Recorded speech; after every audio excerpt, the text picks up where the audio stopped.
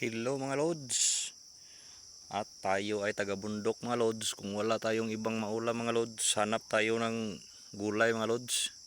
Yung tinatawag namin dito sa Bisaya na bago. Ano kaya tawag nito sa Tagalog mga lods? Ito, yun o. Yun o. Yung bagong dahon ng bago. Ano nga pangalan kaya nito sa Tagalog? Bago tawag nito sa amin mga lods. Yan o. Dito pa o.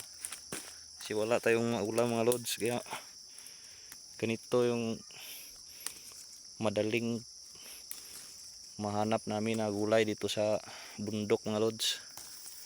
Bago, sarap nito gataan mga lods. Yun o.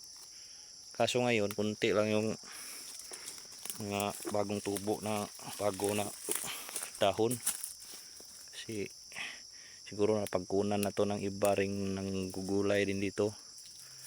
Yun o. Po mga lods, pasensya na kayo kung nagtatagalog ako mga lods, kasi mahirap din pag magbisaya tayo mga lods, hindi tayo maintindihan ng mga followers natin, mga friends natin na taga ibang lugar. Mayroon tayong mga friends na taga Iloilo tsaka taga Maynila, hindi yun makaintindi ng mga Bisaya mga lods, kaya nagtatagalog tayo mga lods. Kasi may iba magtataka kung bakit Tagalog tayo na bisdak mo tayo mga lods. Kaya ganyan tayo mga Tagalog tayo mga lods, kasi para maintindihan tayo ng iba nating mga followers. Yan mga lods, kunin natin to mga lods para may maulam tayo.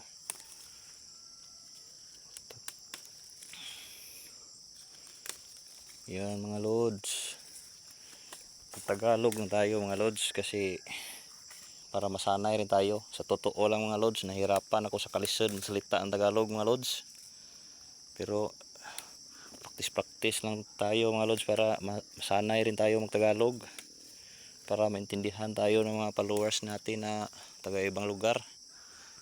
Ayan o, ito yung bago mga lods. Kung yung Facebook at saka yung YouTube kung hanggang Bisayas lang yun mga lods, di sana puro Bisaya yung mga salita ko mga lods, kasi nahirapan talaga ako sa kalisod magsalita ng Tagalog. Pero trying hard lang tayo magsalita ng Tagalog mga lods, para masanay at para maintindihan ng mga followers natin. Shout out nga pala mga lahat ng mga followers natin mga lods, sana madagdagan pa mga lods.